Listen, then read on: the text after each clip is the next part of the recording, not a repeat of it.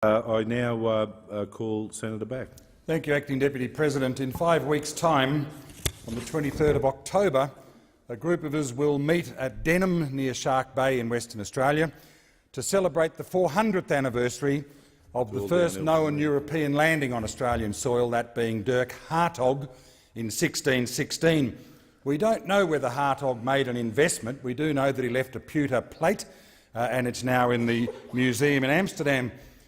Acting Deputy President, I've just learnt from my good colleague Senator Scullion that the Makassar community of Indonesia, we are known to have traded with our Arnhem Land Aboriginals well back into history, and again we don't really know whether they made a foreign investment. But we do know 172 years after Hartog, in 1788, Governor Phillip, on board the HMS Sirius, came into Port Botany and then Sydney Cove, and from there commenced foreign investment in Australian agricultural land. And what a wonderful investment it has been, continues to be, and much of the wealth and well-being of our country today, of course, has been dependent on agricultural investment. For how long did Australia live and grow on the sheep's back from the wool industry, Acting Deputy President? It was in 2010-11 that then Senators Heffernan, Mary Jo Fisher and I, in a Rural and Regional Affairs Committee, urged the then government for the first time ever to start recording foreign investment in Australian agricultural land. And it did lead, by 2012, to the Gillard government trying to commence that process. I remember initially having Foreign Investment Review Board personnel, I think Treasury personnel, Tax Office personnel, come to visit us, and we needed to define agricultural land, Acting Deputy President. For example, I remember asking them, well, have you included leased land?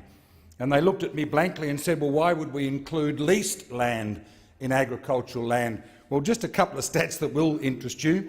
Western Australia, about 800 million hectares of freehold land and 80 million hectares and 800 million hectares of leasehold land. As we know, as you well know as a Queenslander, right across the north of the country, most of the land is leasehold. The Northern Territory, only 46,000 hectares is freehold, whereas 15 million is leasehold. So that was the first issue they had to deal with. The second was, we asked them, well, what if land is purchased, now used for agriculture, but purchased by an overseas buyer for the purpose of something other than agriculture, for example, mining?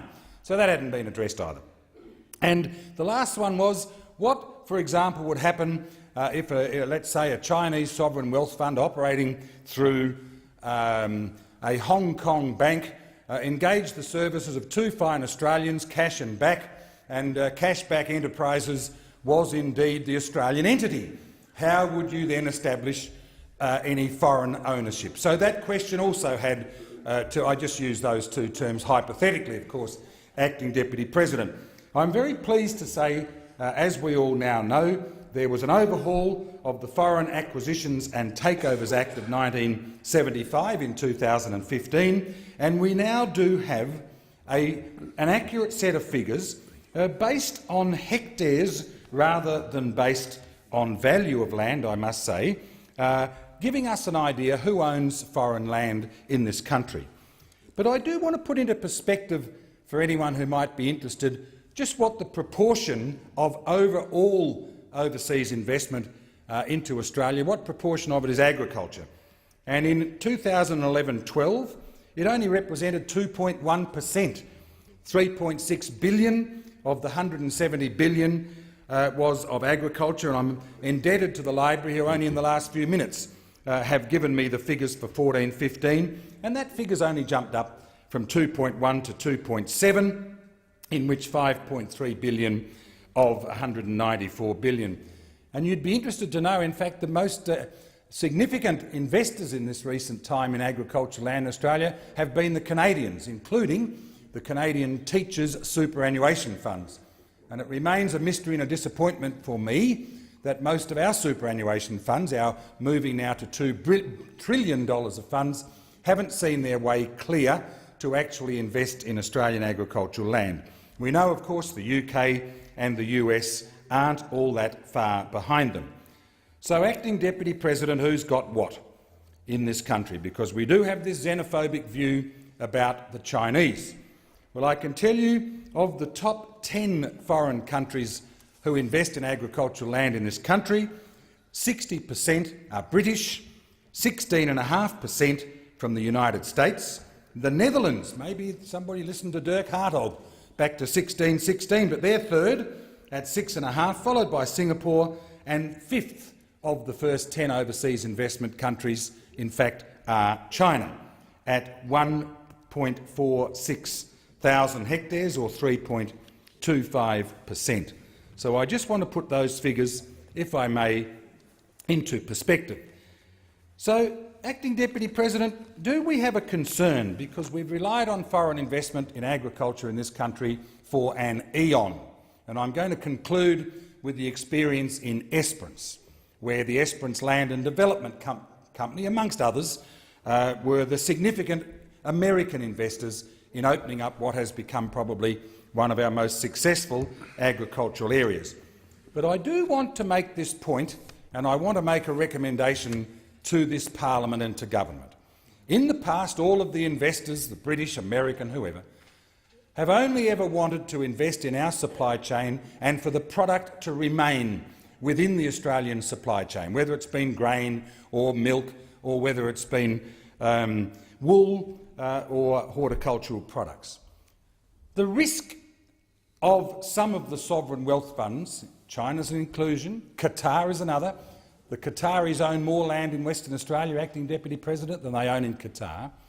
What happens if a sovereign wealth fund from overseas owns Australian agricultural land, they grow grain and they take the grain offshore and they don't sell it?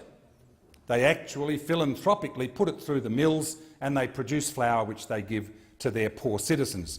There is no price, so therefore there's no transfer price, therefore there's no tax payable back to the Australian government. My plea is this.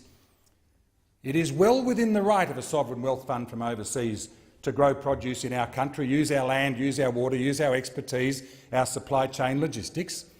But I also do say that in that case, the Australian taxpayer does have a right to a return.